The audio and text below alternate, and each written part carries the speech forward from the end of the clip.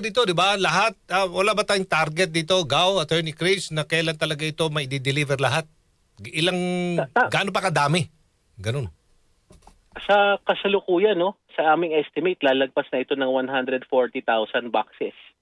So talaga pong masalimuot po ito at syempre po alam naman din po natin, no, talagang dumadami din yung demand for delivery kapag panahon ng Pasko, kung kaya talagang medyo bugbog din talaga yung ating logistics partner, no. Pero gaya nga niyan, sinabi na ng ating commissioner magdagdag ng logistics partners at nang sa ganun naman sana naman, no, hindi na umabot ng Valentine's itong mga kahong ito. Sana agad-agad ma-distribute ito. At ma-emphasize na po natin, tamang-tama yung sinabi nyo, Gao, no?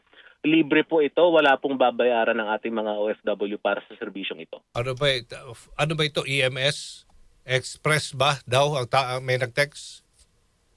Door-to-door po ang ating Door-to-door, magiging delivery. okay. Apo. At ang ating kasalukuyang logistics partner ay itong Atlas, no? Sila po yung ating na-engage dito sa adhikaing ito.